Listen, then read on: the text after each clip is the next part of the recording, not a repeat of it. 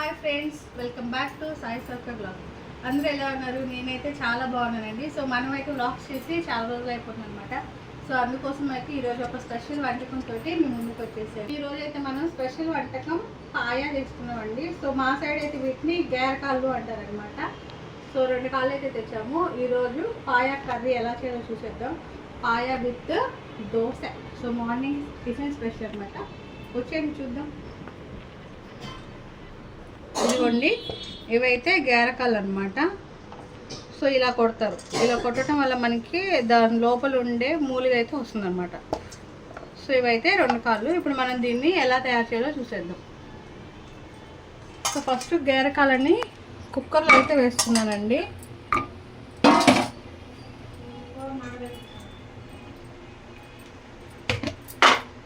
అలాగే దీంట్లో అల్లం వెల్లుల్లి పేస్ట్,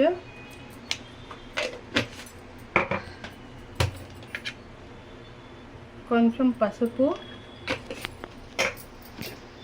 ఫస్ట్ అయితే మనం దీన్ని విజిల్స్ పెట్టి ఉడికించుకోవాలండి. తర్వాత మళ్ళీ కర్రీ ప్రిపేర్ చేస్తాము.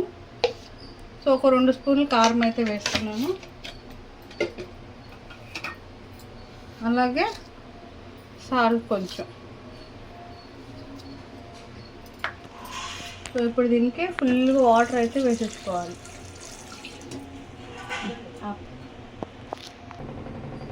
ఇదిగోండి, మనం ఇంత వాటర్ అయితే వేసుకున్నాము. చాలా వాటర్ ఎక్కువ వేసుకోవాలి. సో ఇవి మనం ఒక 16-17 విజిల్స్ అయితే పెడతానండి నేనైతే. ఇదిగోండి, నేను వాటర్ అయితే చాలా ఎక్కువ వేసుకున్నాను. సో దీంతో ఒక 1.5 అయితే వాటర్ వేసుకున్నాను అనమాట. ఎందుకంటే మనము బాగా ఒక 16-17 విజిల్స్ అయితే పెడతాం అనమాట. సో తర్వాత కర్రీ ఎలా తయారు చేయాలో చూపిస్తాను. ఇదిగోండి, మనమైతే కుక్కర్ పెట్టేసి వేసాము. ఇప్పుడు ఆన్ చేసాం అనమాట. ఇది మనకు ఒక 16-17-18 విజిల్స్ దాకా కూడా పెట్టుకోవచ్చు. బాగా మెత్తగా మనం నవిలితే బోన్ ఇరిగిపోవాలన్నమాట. సో అంత మెత్తగా అయ్యేదాకైతే మనం విజిల్స్ పెట్టుకోవాలి. ఇదిగోండి, ఇటు పక్క అయితే పాయా పెట్టేస్తున్నాము. సో అలాగే ఇదిగోండి, నెల్లూరు చేపల పులుసు. మా మదర్ అయితే ఒక సైడ్ చేపల పులుసు చేస్తున్నారు. సో ఇటు సైడ్ అయితే నేను పాయా చేస్తున్నాను అనమాట. చూడటానికి అయితే సూపర్గా ఉంది. ఇదిగోండి, మనం విజిల్ పెట్టుకున్న పాయ అయితే చూద్దాము. ఇదిగోండి, ఎన్ని వాటర్ వేసామో సో అంతా ఇంత వాటర్ అయిపోయింది అనమాట. ఇదిగోండి, చూసారా, మజిల్ మొత్తం ఒక సైడ్కి వచ్చేసింది అనమాట. సో ఇలా వస్తే, ఇదిగోండి, ఇలా వస్తే బాగా కుక్ అయిందని అర్థం అనమాట. సో ఇప్పుడైతే మనము కర్రీ ప్రిపేర్ చేసుకున్నాం. ఇదిగోండి, ముందుగా కడాయి పెట్టి స్టవ్ ఆన్ చేసి ముందుగా కడాయి పెట్టాము. సో ఇప్పుడైతే దీంట్లో మనము ఆయిల్ వేసేసుకుందాం. ఇదిగోండి, కొంచెం చెక్క, లవంగాలు, ఇదిగోండి, పచ్చిమిర్చి, కరివేపాకు, అలాగే ఆనియన్స్. ఒక పెద్దవి 2 ఆనియన్స్ అయితే కట్ చేసి వేసుకున్నాను అనమాట.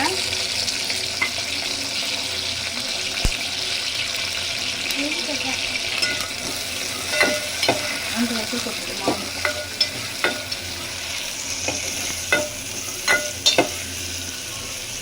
పచ్చిమిర్చి, ఆనియన్స్, చెక్క, లవంగాలు వేసాము. సో ఆనియన్స్ వేగడానికి కొంచెం ఉప్పు అయితే వేస్తున్నాను.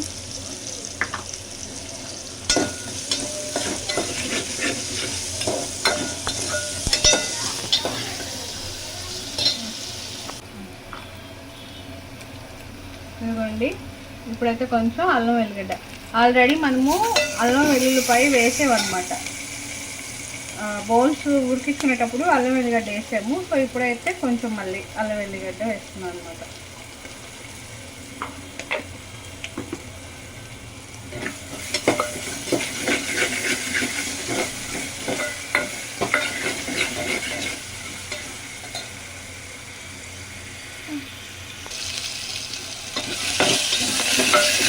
మళ్ళీ అల్లం వెల్లిగడ్డ అయితే బాగా వేగుతుంది. సో ఇప్పుడైతే మనము టమోటా వేసేసుకుందాము. ఓ పెద్ద సైజ్ టమోటా కట్ చేసుకుంటున్నాము. దీంట్లో టమోటా ఎక్కువ వేయకూడదండి, మళ్ళీ పులుపు వచ్చేస్తుంది అనమాట. ఎక్కువ టమోటాలు వేసుకుంటే కర్రీ పుల్లగా ఉంటుంది, అలా బాగుందన్నమాట. సో సో ఇది ఒక టైప్ ఆఫ్ కర్రీ అండి. వేరే రకంగా కూడా టేస్ట్, అది ఇంకోసారి అయితే చూపిస్తాను. అది కొంచెం గ్రేవీ టైప్లో వస్తుంది. సో ఇది మనకి దోశలో కాబట్టి శార్వాలాగా పలచగా ఉండేదానికి చేస్తున్నాం అనమాట.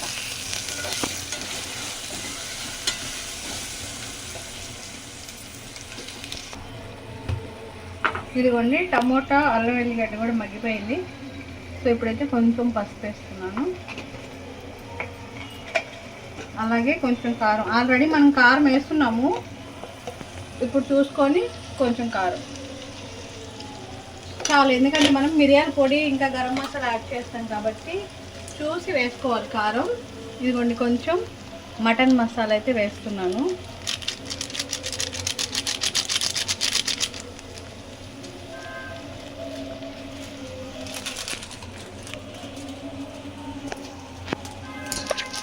అలాగే కొంచెం గరం మసాలా,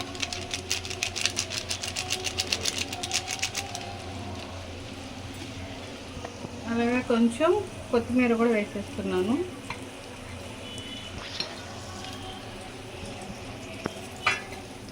మీ దగ్గర పుదీనా ఉంటే మీరు పుదీనా కూడా వేసుకోవచ్చు. సో ప్రజెంట్ నా దగ్గర అయితే పుదీనా లేదనమాట. సో వీటన్నిటిని బాగా ఫ్రై చేసుకోవాలి. ఒకసారి కారం పచ్చివాసన పోయేలాగా ఒకసారి అయితే బాగా మిక్స్ చేసుకుంటాం.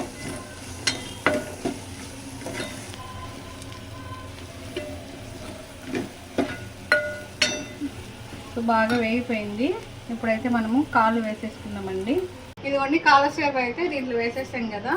ఇప్పుడు కొంచెము మిరియాల పొడి, మిరియాలు చెక్క లవంగాలు పొడి చేసి అయితే పెట్టుకున్నాను. సో దీంట్లో మిరియాల పొడి వేస్తేనే టేస్ట్ అనేది బాగుంటుందండి. సో 1/2 స్పూన్ దాకా మిరియాల పొడి అయితే వేసాను.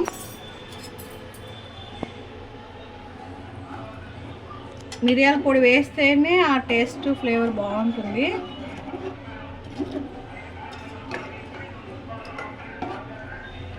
ఈ టైంలోనే మనం ఒకసారి ఉప్పు చూసేసుకుందామండి. అది ఉప్పు కారం అన్నీ చెక్ చేసేసుకున్నాము.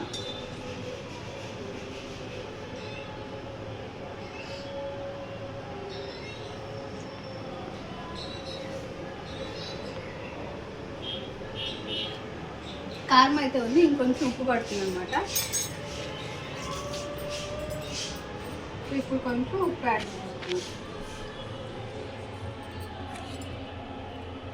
1/2 స్పూన్ దాకా బాగానే ఉప్పు అయితే పడుతుంది. సో ఉప్పు కూడా వేసేసాము. ఇప్పుడైతే మూత పెట్టి ఒక 10 మినిట్స్ బాగా మరిగించుకుందాం అనమాట. సో ఒక 10 మినిట్స్ వరకు బాగా మరగాలి. ఇదిగోండి కర్రీ అయితే రెడీ అయిపోయింది. సో ఇప్పుడు మనం దీన్ని ఆఫ్ చేసేద్దాము. ఇక్కడైతే రెడీ అయిపోయింది కాబట్టి బ్రేక్ఫాస్ట్లోకి దోశ అయితే వేస్తున్నానండి.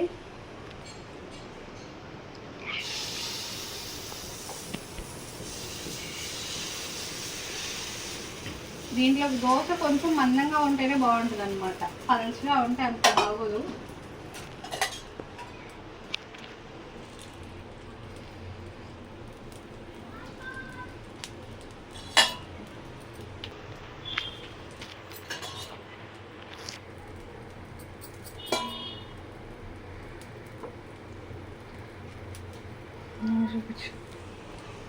నా ఫేస్ చూసారా, ఎండ సమ్మర్ అయితే చంపేస్తుంది, ఫుల్ స్వెట్ వచ్చేస్తుంది కిచెన్లో. సో మీరు కూడా సమ్మర్కి అయితే జాగ్రత్తలు తీసేసుకోండి, ఫుల్ హైడ్రేటెడ్గా ఉండండి. సో నేనైతే బాగా డిహైడ్రేట్ అయిపోతున్నానండి, ఎంత ఫ్లూయిడ్స్ తీసుకుంటున్నా కూడా డిహైడ్రేట్ అయిపోతున్నాను. సో మీరు కూడా మంచిగా కోకోనట్ వాటరు, బటర్ మిల్క్, సబ్జా వాటరు అవన్నీ తాగుతూ ఉండండి. సో ఫుల్ స్వెట్ వస్తుంది, వంట చేసి దోశ వేసేలాకైతే ఫేస్ అంతా పాడైపోతుంది. సో మీకు కానీ ఈ కర్రీ నచ్చితే మీరు కూడా కామెంట్ చేయండి. మీరు దోశలో ఏదైతే స్పెషల్గా తింటారో కామెంట్ చేసేయండి. సో మా సైడ్ అయితే దోశ చికెన్, దోశ పాయ, అలాగే చికెన్ గారెలు అలాంటివి బాగా తింటుంటాము. సో ఈరోజు అయితే మనం దోశ పాయ చేసుకున్నాం అనమాట. ఇదిగోండి మన దోశ అయితే రెడీ అయిపోయింది. చూస్తున్నారా, 2 సైడ్స్ మంచిగా అయితే వచ్చింది. క్రిస్పీగా కూడా వేసుకోవచ్చు, కానీ దీనికి ఇలా ఉంటేనే బాగుంటుంది అనమాట.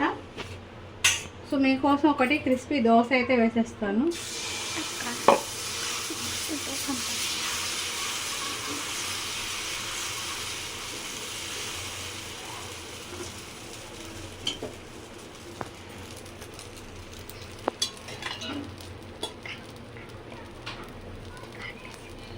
ఇదిగోండి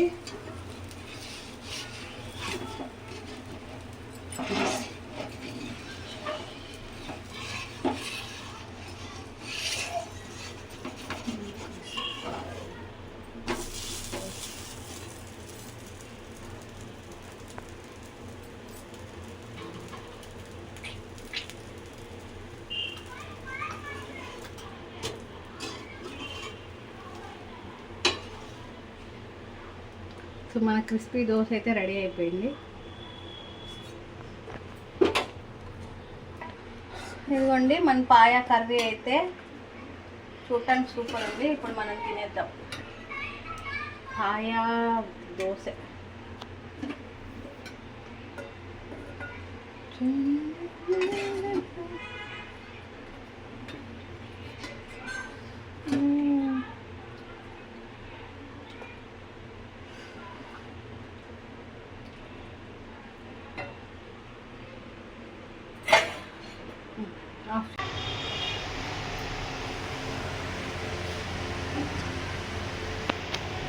సో ఇప్పుడైతే మనం దోశ పాయా టేస్ట్ చేసేద్దామండి. సో దోశను తీసి ఇలా ఫుల్గా ఉంచేయాలన్నమాట. అలా తింటేనే దీని టేస్ట్ బాగుంటుంది.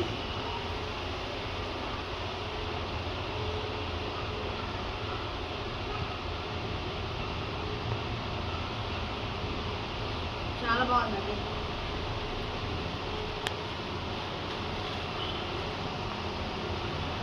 కాల్ చూసారా,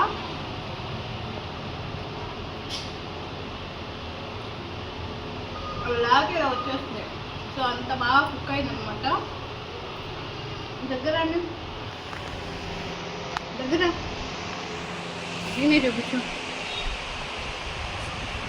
చూడండి, జస్ట్ మనం చేతితో లాగినా కూడా వచ్చేస్తుంది.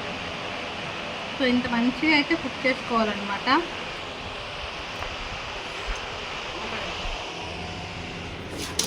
పడతావు. సో చూసారు కదా,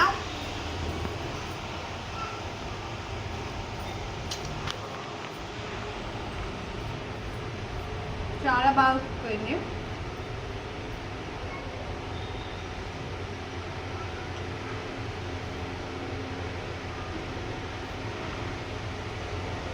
చాలా అంటే చాలా బాగుంది, సూపర్ ఉంది. సో మీరు కూడా ట్రై చేసేయండి. సో ఇప్పుడైతే నేను నా బ్రేక్ఫాస్ట్ని ఎంజాయ్ చేసేస్తాను అనమాట. సో నా వీడియో నచ్చితే లైక్ చేయండి, షేర్ చేయండి, సబ్స్క్రైబ్ చేయండి. So thanks for watching.